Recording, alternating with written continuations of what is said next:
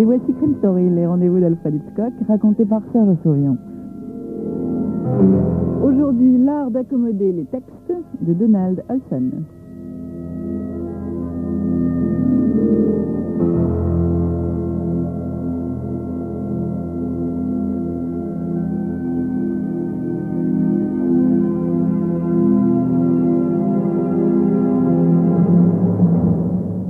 Quand le jeune homme se trouve enfin à Windfall, la propriété privée de Dave Doring, il reste un instant devant la porte, tremblant sous la pluie battante.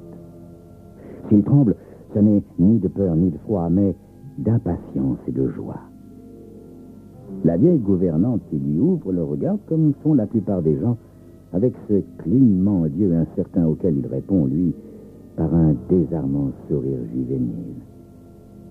Quand la gouvernante lui demande son nom, il répond simplement « Je suis un ami de Pénélope, madame. » La vieille femme le considère d'un air soupçonneux avant de répondre « Un ami de Pénélope? Tiens donc. Eh bien, entrez donc, jeune homme. » Le jeune homme jette un coup d'œil derrière lui avant de suivre la vieille dame à l'intérieur. Il peut voir à la faveur d'un éclair que la maison est vraiment isolée. La gouvernante l'abandonne dans le vestibule. Puis, quelques instants plus tard, elle revient et lui indique une lourde porte de chêne. Vous pouvez y aller, jeune homme. Quand il entre dans un vaste bureau, il a le regard avide du voyageur ravi de se retrouver chez lui. Il lui semble reconnaître les étagères chargées de livres, la cheminée de marbre et le portrait de la jeune fille. Elle, Pénélope. Oh, Pénélope. Et alors, jeune homme? Fait une voix dans la pénombre. Il sursaute et se retourne. Dave Doring en personne. Ce cher vieil oncle Dave, avec sa barbe et ses cheveux blancs, ses sourcils broussailleux, son regard de lion indompté, assis majestueusement dans son fauteuil roulant. « Je suis Dave Doring, jeune homme. À qui ai-je l'honneur? » Le visiteur s'avance vivement, main tendue. Dave Doring, le vieux lion, se sent subitement comme déconcerté, tant le regard du jeune homme est respectueux. « Vous ne me reconnaissez pas, oncle Dave? » Doring le dévisage sans un mot. « Je suis Jack. »« Jack, mon Dieu, Jack. Jeune homme, je crains fort. » Le jeune homme éclate de rire, comme s'il s'agissait là d'une bien bonne blague entre intimes, d'une private joke en quelque sorte. « Jack, vous savez bien, le mystérieux étranger. »« Vous savez, jeune homme, à mon âge, la mémoire. En tout cas, moi, je vous ai reconnu immédiatement, monsieur. Vous correspondez tout à fait à l'idée que je me faisais de l'oncle Dave. » « Attendez une minute, jeune homme. Vous ne voulez pas dire que vous êtes notre Jack? » Ce disant, Dave Doring fait un geste en direction des étagères de livres qui tapissent les murs. Le jeune homme fond aussitôt sur les livres et effleure d'une main tremblante le dos de leur jaquette aux couleurs vives. « Mais oui, oncle Dave, Jack, le mystérieux étranger, c'est moi. » « C'est donc vrai. Ça alors. » Doring est absolument sidéré, mais son imagination, bien rodée, lui permet de n'en rien laisser paraître. Le jeune homme s'empare d'un volume. « Pénélope et le récit de corail. Oh, formidable celui-là. Mais si vous permettez, je ne comprends vraiment pas comment Pénélope a dû croire que j'étais un des méchants pêcheurs. Je n'arrêtais pas de la mettre en garde, et elle n'arrêtait pas de me fuir. » Et il poursuit de la sorte, sautant d'un livre à l'autre, se rappelant avec délice comment dans chaque aventure, Pénélope et l'amulette mortelle, Pénélope et la vallée enchantée, Pénélope et la vengeance des contrebandiers, il s'est porté au secours de la belle. Le vieux Doring écoute son discours avec une émotion indéfinissable. L'impression qu'un de ces personnages s'est incarné et a surgi dans son bureau pour lui faire face à l'endroit même où, un jour, il l'a créé. Les aventures de Pénélope. 2 douzaines de titres qu'il a publiés en une décennie. Des histoires toutes simples, écrites pour distraire sa jeune nièce et inspirées de ses expéditions archéologiques. Ces livres ont immédiatement connu un énorme succès. Un personnage intervient systématiquement dans chacune des intrigues, un mystérieux étranger qui survient toujours au bon moment pour sauver l'héroïne, un certain Jack. Or, voici que ce jeune homme là devant lui est Jack. Mais vous êtes en chaise roulante, oncle Dave? Serait-ce cette blessure par balle dans la hachette du mandarin? Dave Doring pousse un soupir. Faut-il lui parler de son arthrite? De cette fichue arthrite qui lui ronge les genoux et, pire, l'articulation des doigts? Faut-il décevoir ce jeune homme un peu fou? Non, pas du tout, mon jeune ami. C'est lors de ma chute dans le temple du dragon du soleil, vous vous rappelez, quand je suis tombé du haut des 1001 marches. Le jeune homme qui se prend pour Jack est ému jusqu'aux larmes. Doring se sent coupable. Non, jeune homme, j'aimerais vous offrir à boire, mais j'ai dit à Mme Marking, ma gouvernante, d'aller se coucher, comme vous le voyez. Je ne suis plus bon à grand-chose. Comment ça, plus bon à grand-chose, oncle Dave? Est-ce pour cela que Pénélope va épouser Howard Rasbrook? Mon Dieu, c'est-à-dire, ça n'est pas que je sois tellement partisan de ce mariage, voyez-vous, mais dites-moi, jeune homme, enfin, Jack, quand avez-vous su pour la première fois que vous étiez Jack? Que j'étais Jack? Oh, il y a très longtemps. À l'orphelinat. Dès l'instant où j'ai lu Pénélope et le tigre de Jade. Vous voyez? Le vieux Doring hoche la tête. Quelque chose de bizarre, de sournois s'insinue en lui. Quelques sentiments qu'il chasse inconsciemment, mais qui résistent. La voix du jeune visiteur continue comme un bourdonnement.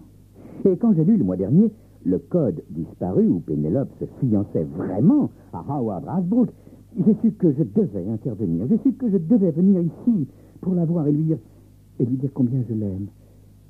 À propos, oncle Dave, où est-elle? Où elle est? Où elle est, Pénélope, mon jeune ami, mon Dieu. Mon Dieu. Comment parler à ce jeune homme un peu fou qu'une certaine petite nièce du nom de Pénélope est morte dans ses bras? Comment lui parler du seul être au monde que lui, Dave Doring, n'ait jamais aimé? Aimé. Soudain, l'image de Sheila lui vient à l'esprit. Cette chère Sheila, cette chère épouse de 20 ans, sa cadette, qui le trompe effrontément avec ce bel âtre de Dawson. Maudits soient-ils tous les deux. Oncle Dave, s'il vous plaît, dites-moi, où est Pénélope?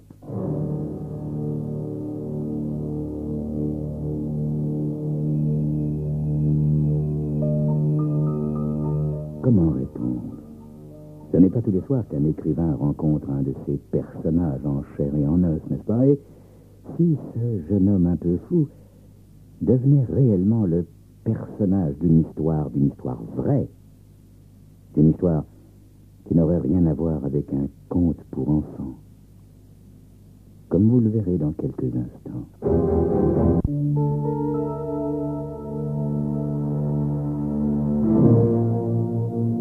Oncle Dave, où est Pénélope? Demande le jeune visiteur qui se prend pour Jack. Comment lui dire que la vraie Pénélope, en fait, sa nièce Pénélope, est morte depuis des années? Comment le dire à ce jeune homme à l'esprit déjà si fragile? Mon jeune ami, Jack, Pénélope est partie, oui, elle a dû sortir. Le visage du jeune homme prend une expression haineuse. Avec ce bon à rien d'Howard Rasbrook, j'imagine? Mais bon sang, mais pourquoi s'est-elle fiancée avec cet abominable coureur de dot? Est-elle avec lui, oncle Dave? Non, non, non, non, non, mon jeune ami, rassurez-vous. Elle n'est pas avec lui. Elle est allée voir une amie souffrante. Une amie souffrante. L'excuse imbécile que Sheila lui est sortie tout à l'heure. Sheila, sa douce et tendre épouse de 20 ans, sa cadette, Sheila, qui le trompe effrontément avec cet imbécile de Dawson. Une amie souffrante. Qui parle. Où est-elle, oncle Dave? Dites-moi où je peux la trouver. Si vous la trouvez, que ferez-vous? Je lui dirai que je l'aime, évidemment, que je veux l'épouser. Et, mon Dieu, si elle refusait? Je me tuerais, oncle Dave. Mais, mon jeune ami, elle doit épouser Rasbrook, qu'elle le veuille ou non. Vous avez tort, oncle Dave. Je l'aiderai à s'enfuir, comme je l'ai toujours fait. Mais, voyons, jeune homme, vous ne savez pas ce qu'est réellement cet Howard Rasbrook. Dans l'esprit de Dave Doring, un scénario démoniaque s'emboîte presque malgré lui. Il désigne du doigt un manuscrit posé sur le bureau. Lisez plutôt ce titre, jeune homme. Pardon. Jack, lisez. Pénélope et la dernière évasion. Je ne comprends pas, oncle Dave. Dernière évasion, ça ne veut rien dire. Mon petit Jack, le mariage apportera une conclusion logique aux aventures de Pénélope. Soudain, le vieil homme se sent terriblement las et triste. Ce mariage, ce n'est certainement pas lui qui en a eu l'idée. Oh non, s'il avait eu son mot à dire, les aventures de Pénélope n'auraient pas connu de fin. Seulement voilà, il n'a plus son mot à dire depuis longtemps déjà. Depuis que Sheila, sa tendre épouse, depuis que Sheila est entrée pour la première fois chez lui comme secrétaire, quand l'arthrite a commencé à ronger ses articulations, toutes ses articulations, surtout celles des doigts. C'est cette femme, cette Sheila, qui a rédigé les aventures de Pénélope, d'abord sous sa dictée, et puis peu à peu, seule, sans son concours. La seule chose qu'il apportait à l'ouvrage était son nom. Son nom, qu'il a également donné à cette femme. Et oui, il l'a épousée. Il s'est aperçu très vite de la liaison de Sheila avec Dawson, mais que peut faire un vieil écrivain invalide? Il y a un mois, Sheila a décidé que Pénélope se marierait et finirait d'exister dans l'imagination de toute une jeunesse. Que peut bien faire un vieil écrivain invalide? Oncle Dave, vous vous souvenez d'Anaxos dans l'insurrection grecque? Bien sûr, évidemment, je m'en souviens. Eh bien, oncle Dave, je vais aider Pénélope à se débarrasser de ce Rasbrook comme je l'ai aidé à se débarrasser de cet Anaxos. Dave Doring se sent soudain couvert de sueur glacée. Mais, Jack, mon petit, si vous vous faites prendre, les policiers ne vous croiront jamais. Et ils vous diront que Pénélope et Rasbrook ne sont que des produits de mon imagination, des personnages de roman. Oncle Dave, c'est ce que m'a dit Madame Brooks à l'orphelinat. Oui, elle a dit que je mélangeais tout, que c'était seulement des personnages sortis d'un livre. Et savez-vous ce que je lui ai répondu? Je lui ai répondu que s'il n'était pas réel, dans ce cas, moi non plus, n'était pas réel. Vous comprenez, oncle Dave? Oui, je comprends. Partez, mon petit, partez, pendant qu'il en est encore temps. Oubliez Pénélope. Où est-il, oncle Dave? Où est-il? Je m'occuperai de lui comme je me suis occupé d'Anaxos. Il avance la main vers le bureau et saisit un lourd coupe-papier en argent. Je n'ai, hélas, pas ce poignard perse dont je m'étais servi contre Anaxos, oncle Dave, mais ceci fera parfaitement l'affaire. Brusquement, Dave Doring a l'air très vieux et très fatigué. Mais vous ne le trouverez jamais, mon petit. Jamais. À moins que je lui dise de venir ici. Eh bien, qu'attendez-vous, oncle Dave? Appelez-le. Vaguement conscient d'être sous l'empire d'une émotion qu'il est incapable de comprendre, de contrôler ou de repousser, Dave Doring décroche le téléphone et marque un temps d'arrêt. Écoutez, mon petit Jack. Pendant que j'appelle, vous allez descendre et ôter le verrou de la porte d'entrée. Surtout, ne faites aucun bruit. Il ne faut pas réveiller Madame Harking. Aussitôt seul, Dave Doring compose le numéro. Ils sont certainement ensemble. Sheila et Dawson, bien entendu, c'est Dawson qui décroche. On ne sait jamais, n'est-ce pas? Dawson, c'est moi, Dave Doring. Il faut que je vous voie. Mais oui, je sais qu'il est tard, mais c'est très important. Je dois vous dire quelque chose au sujet de Sheila. Quelque chose qu'elle doit ignorer. Il faut que vous veniez tout de suite. Elle est partie voir une amie qui est souffrante et je veux vous parler avant son retour. Oui, la porte d'entrée sera ouverte. Montez directement à mon bureau. Il raccroche. Son vieux cœur bat la chamade. Voilà. Dawson allait venir. Sheila allait l'y forcer, c'était évident. Le jeune homme réapparaît. Vous l'avez eu, oncle Dave? Mon petit. Oui, il est en route. Bien. Éteignez le plafonnier. Voulez-vous laisser seulement allumer la lampe du bureau? Quant à moi, j'attendrai dans la pièce voisine.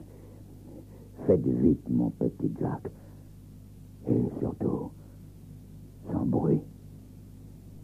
Le jeune homme approuve d'un mouvement de tête. Doring le regarde en souriant. Mon cher petit Jack, je veux simplement que vous sachiez une chose. Quoi qu'il arrive, ce soir aura été le soir le plus heureux de toute mon existence. Et Doring s'éloigne en hâte.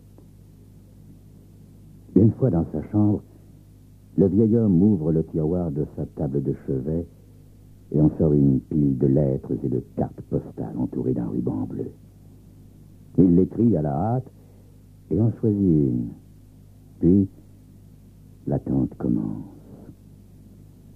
À cause de la pluie battante, il n'entend pas la voiture de ce cher Dawson remonter l'allée, et le premier bruit qui lui parvient est celui d'un coup léger, impatient, frappé à la porte du bureau.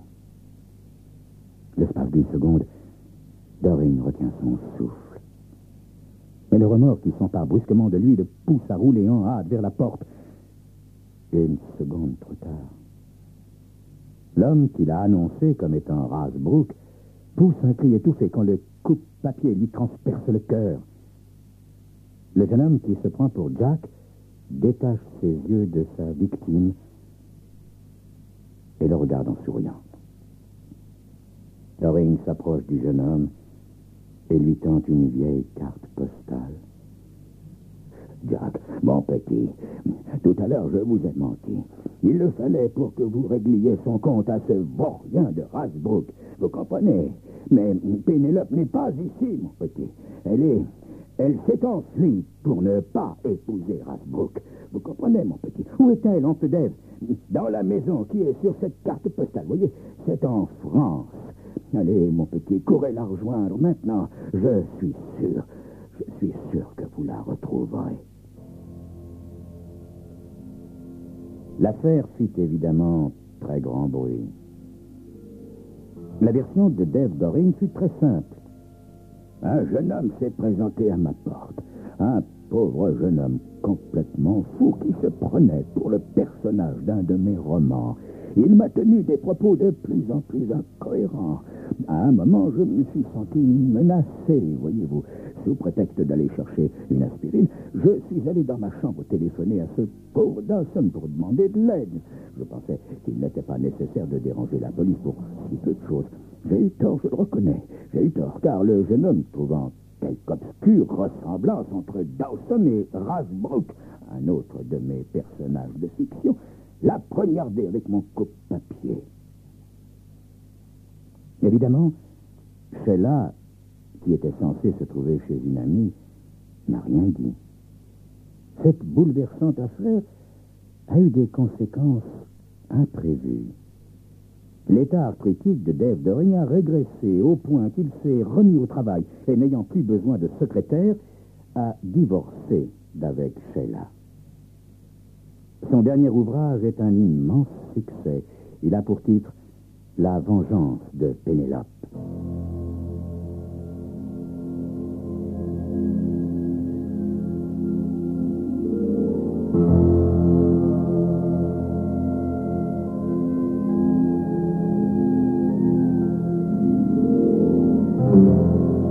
C'était une story, les rendez-vous d'Alfred Hitchcock, racontés par Serge Survion. Aujourd'hui, l'art d'accommoder les textes de Donald Olson.